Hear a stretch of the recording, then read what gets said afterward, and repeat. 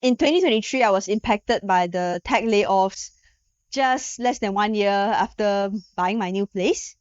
And it was really quite a destabilizing experience for me. In this video, I want to share a bit more about my thought process, my experiences, and how I've grown from this situation, such that if you are going through something similar, it will be helpful to you. I feel that this is quite an important topic to discuss openly because the job market seems to be quite unstable now. We have quite a lot of instances of offshoring, of companies streamlining their operations, and also the rise of AI that is resulting in job losses. So I recognize that it's going to be something that would continue. When we were young, we used to think that retrenchment is something that would impact older workers. But increasingly, we see it impacting people in their 20s, their 30s. And so it's really important to talk about this early on so that we can all find healthy and productive ways to deal with this type of situation together.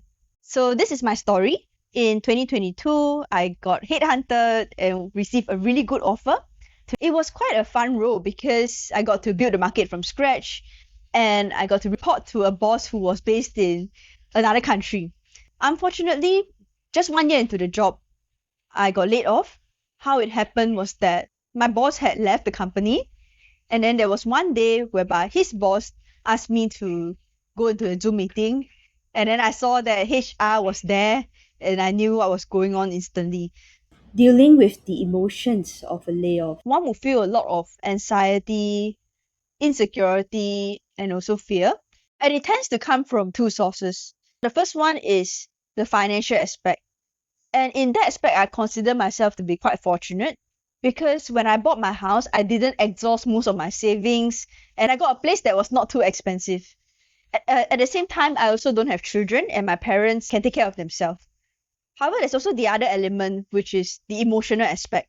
And that's something that I really want to dive into because I feel that there's a lot of content online about, the basics, right? Having a personal emergency fund, being disciplined, spending below your means, don't buy the biggest house you can, and all. But when it comes to the emotions and dealing with it, I guess it's something that is not so commonly spoken about.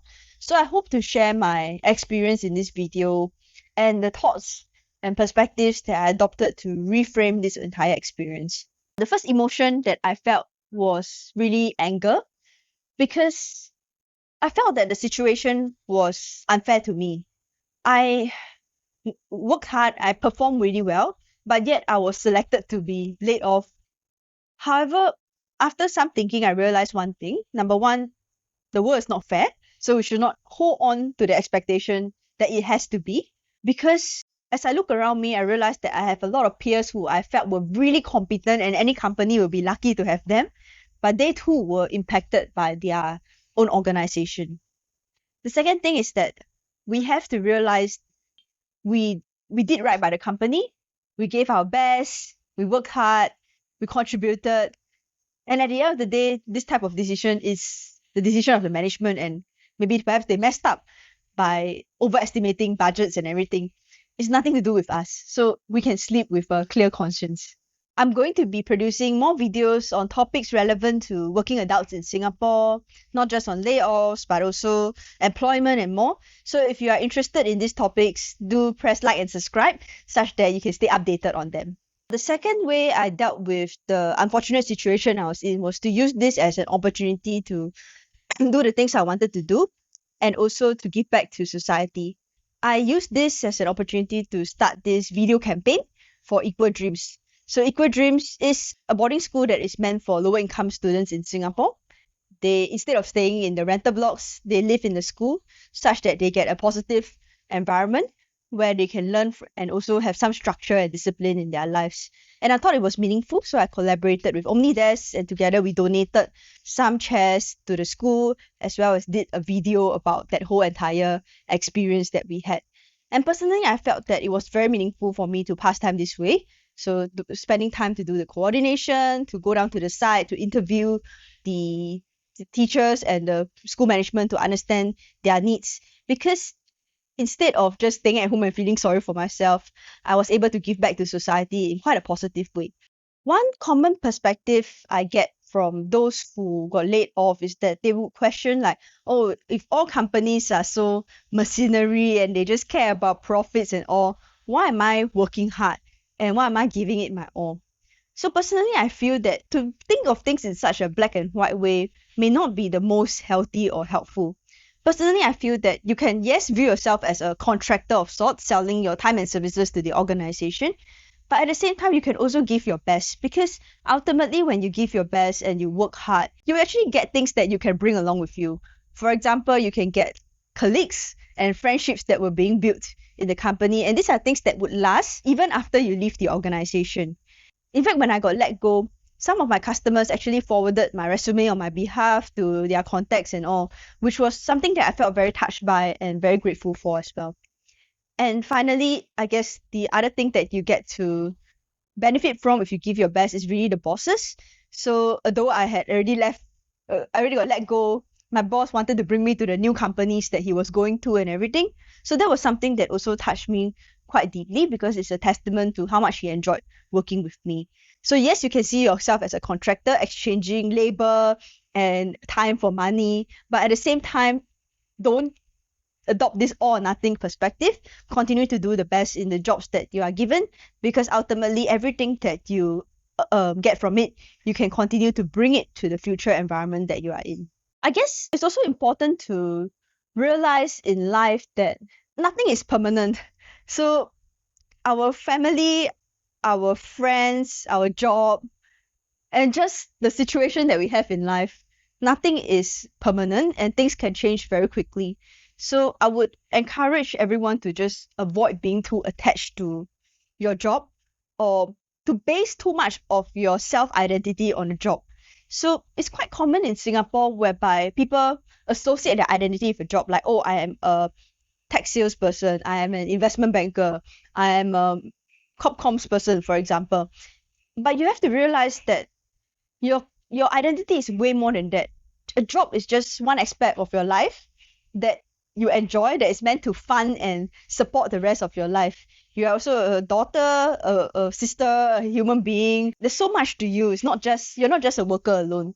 And when you spend too much time in the office, naturally you might find yourself in a situation whereby you end up basing a lot of your self identity and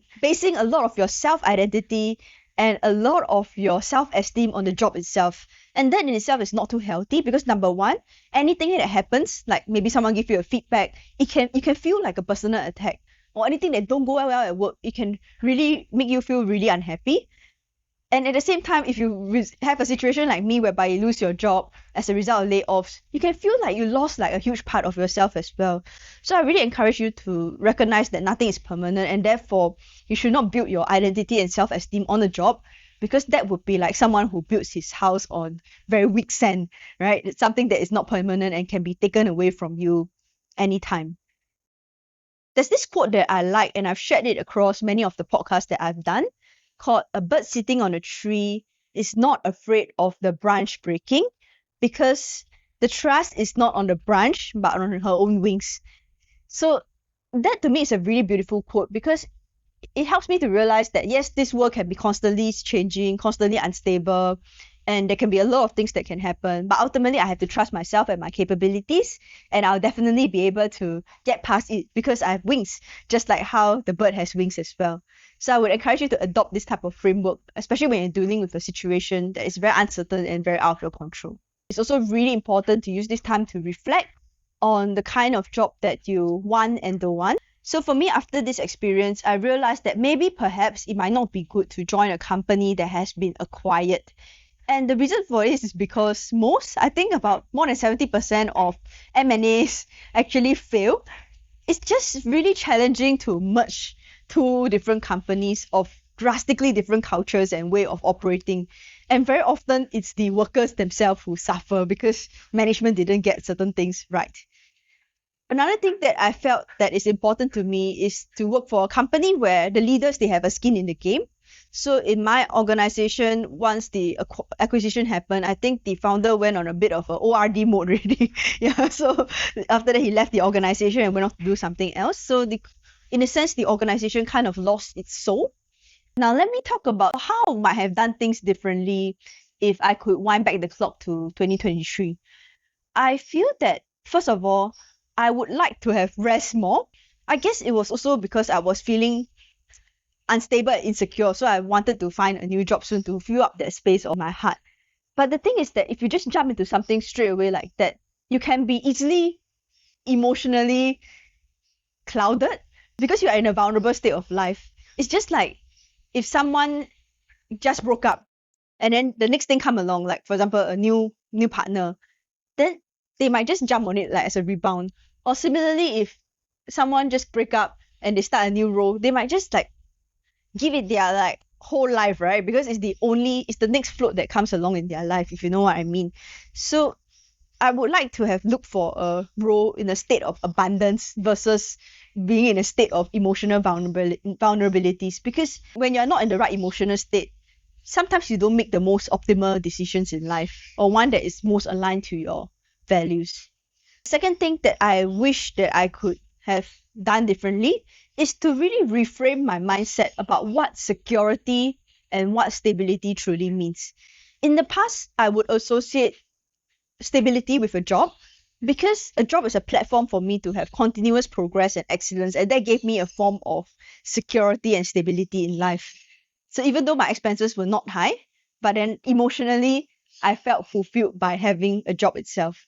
But is it true? Because a job is not the only platform for you to achieve constant progress and excellence. All these things can be pursued outside of a role itself. So there was no need for me to really like, okay, I want to find another role quickly kind of thing. So ultimately, I've learned that stability comes from the inside, which is why I'm trying to practice meditation more these days, not just to build better emotional balance, but also to recognize that, okay, I can be stable and strong no matter how messy the environment is. So yeah, these are my learnings about being laid off. And if you're going through the same thing, I know how destabilizing it can be. There are a lot of emotions that come along with it, like anger, frustration, anxiety. The best thing that you can do for yourself is really to keep your expenses low, have 12 months worth of emergency funds. For me, I recognize that my previous layoff is not going to be my last one. There could be a possibility within the next 10 years I could be let go. I can only work on myself and be the best version of myself such that I can be employable. I have network and friends who can help me out and all. So yeah, I hope that this will be incredibly helpful for you. And do let me know if you have any questions and comments, and I'm happy to help.